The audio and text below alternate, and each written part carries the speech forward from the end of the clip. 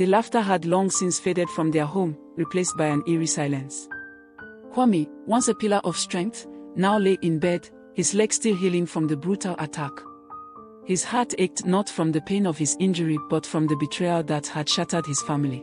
In a quaint village surrounded by lush greenery, there lived a family that seemed to embody happiness itself. Kwame, a hard-working and kind man, always found time to laugh and play with his wife, Dalo, and their young son, Kofi. Their laughter echoed through the village as they played tag, hide and seek, and chased each other around their small but cozy home. Every evening, the family would gather outside, under the shade of a large baobab tree, and share stories of their day. Kwame would speak of his business ventures, Dalo would share amusing anecdotes about her day, and Kofi would excitedly talk about his adventures and dreams. Their bond was strong, their love for each other evident in every smile and gentle touch. Their life seemed perfect, a beacon of joy and contentment that others in the village admired. But amidst the admiration, there lurked jealousy, hidden behind the smiles of those who pretended to be happy for them. Dalo had two close friends, Amina and Naya, who often visited her. On the surface, these friends seemed to share in her joy, but beneath their smiles lay a simmering envy. They envied Kwame's unwavering love, the harmony in her home, and the happiness that radiated from her life. "Kwame is so good to you, Dalo," Amina would say, forcing a smile. "You should make sure you enjoy all the luxuries he can provide." "Yes," Naya chimed in, her eyes gleaming with mischief. "Who knows how long this happiness will last? You should demand more from him, so you can live like a queen." Dalo laughed off their suggestions, her heart filled with confidence in her husband's love. "He loves me too much to ever tire of me," she would reply, dismissing their words as concerns of caring friends. But Amina and Naya were determined. They continued to plant seeds of doubt and greed in her mind, hoping to create a crack in her perfect life. One evening, as the sun set, Amina and Naya visited again. This time, their words were more persuasive, more insistent. "Dalo, you deserve to look your best, to wear the finest clothes and jewelry," Amina urged. "Kwame is wealthy, he can afford it. You should ask him for more money." Naya nodded in agreement. "Why let another woman enjoy his wealth? Men get tired of their wives. Better to enjoy his money now." Their words lingered in Dalo's mind long after they left. That night at dinner, as Kwame shared stories of his business, Dalo felt a strange, unfamiliar desire to follow her friend's advice. "Why not ask for a little more," she thought. "Just to see what he says." Dalo decided to test the waters. "I've been thinking," she began, her voice steady but her heart racing. "I want to start a business. I need a large sum of money to get it off the ground." Kwame looked up from his plate, surprised. "That's a great idea, Dalo," he said warmly. "But I'll need some time to gather the money. Can we discuss this further and plan it out?" Dalo's face fell. "No, I need it now. Can't you just withdraw it from your business?" Kwame shook his head gently. "It doesn't work that way. Give me some time, and we'll make it happen." Frustration bubbled within her. "Why can't you just do this for me? Do you not care about my dreams?" Kwame's eyes softened. "I do care, Dalo. I just want to do it right." But Dalo, fueled by the words of her friends, could only see his refusal as a lack of support. Weeks passed, and tension lingered in the air. Kwame's business required him to travel to the next village. As he made his way back, carrying supplies and goods, he was ambushed by bandits. A fierce struggle ensued, and in the scuffle, he fell and broke his leg. Villagers rushed to help him, carrying him to the local herbalist. The herbalist examined the injury, his face grim. "It's a bad break. I'll do what I can, but you may never walk properly again." As news of the incident reached home, Dalo's initial concern quickly turned into a deeper frustration. The man who once stood strong and supported their family was now bedridden, and Dalo's patience began to wear thin. Dalo's resentment grew with each passing day. Her once loving words turned to complaints and sighs. She confided in Amina and Naya, who only fueled her bitterness. "Why should you be treated like a slave?" Amina asked. "You deserve better. You should leave him," Naya suggested. Find a man who can provide for you properly. The idea of leaving Kwame gnawed at Dalo's mind. The love and happiness that once filled their home seemed like a distant memory. She began to believe that perhaps she deserved more than a life tied to a crippled man. One day, Dalo decided to take the money she had saved for starting a business and spend it on herself. She bought the finest clothes and the most dazzling jewelry. When Kwame saw the new items, he confronted her. "Dalo, why did you spend the money on these things? We can't afford to be careless, especially now. We need to think about our future." She shrugged, her indifference like a knife to his heart. "It's not a big deal. Why are you making such a fuss?" Kwame sighed, realizing that the woman he once knew seemed to be slipping away. But Dalo, lost in her own desires, couldn't see the truth in his words. As the weeks turned into months, Kwame noticed Dalo's increasing reluctance to help him. Simple tasks that required her assistance were met with eye rolls and exasperated sighs.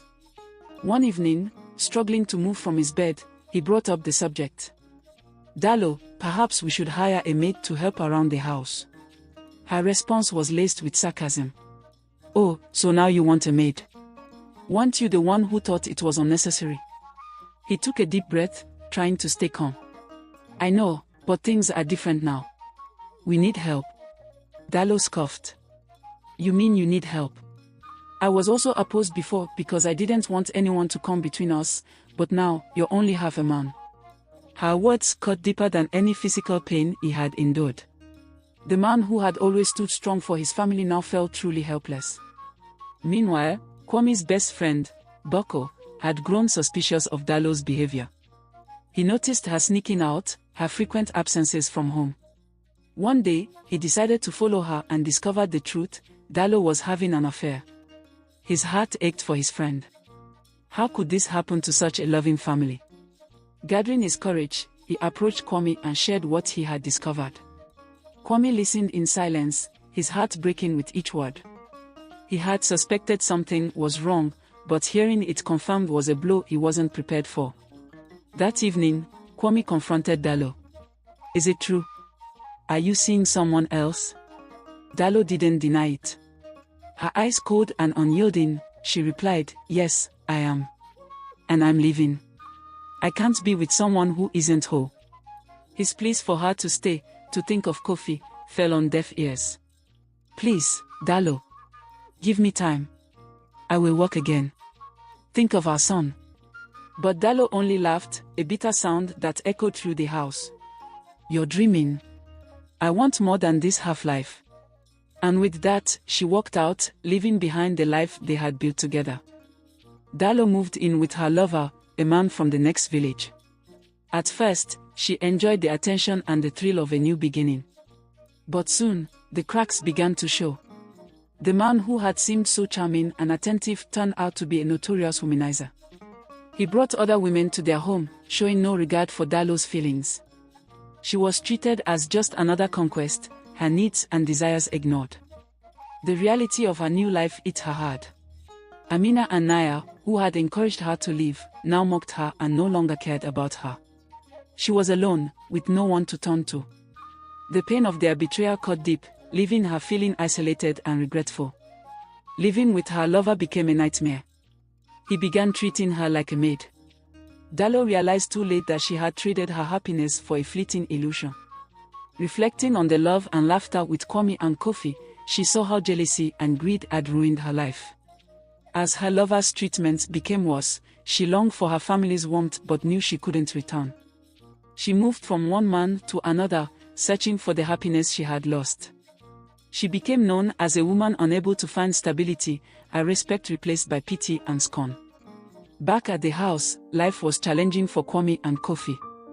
The house, once filled with laughter, now felt cold and empty. Kofi struggled with anger and sadness, not understanding why his mother had left. Kwame, despite his own pain, tried to keep things together for his son. Boko became a constant presence, helping with daily tasks and providing much-needed support. Together, they managed to hire a maid to help around the house. The maid was kind and understanding, and she quickly became an integral part of their lives. The maid, Ajua, a beautiful and gentle woman, brought a sense of peace back into the home. She took care of the household chores and, more importantly, provided emotional support for Kwame and Kofi. She spent time with Kofi, helping him with his studies and encouraging him to forgive his mother. "Life happens," she would say gently. "We can't control others' actions, but we can choose how we respond." Her words slowly began to mend Kofi's broken heart, and he started to see her as a maternal figure. Ajoa's kindness extended to Kwame as well. She encouraged him in his recovery, helping him exercise and regain strength. Her unwavering support gave him hope, and he found himself looking forward to her presence each day. The bond between them grew, built on mutual respect and care. Kwame started to feel something he hadn't felt in a long time: happiness. Ajoa's positive influence permeated the household, and slowly, the home began to fill with laughter once more. As time passed, the affection between Kwame and Ajoa deepened.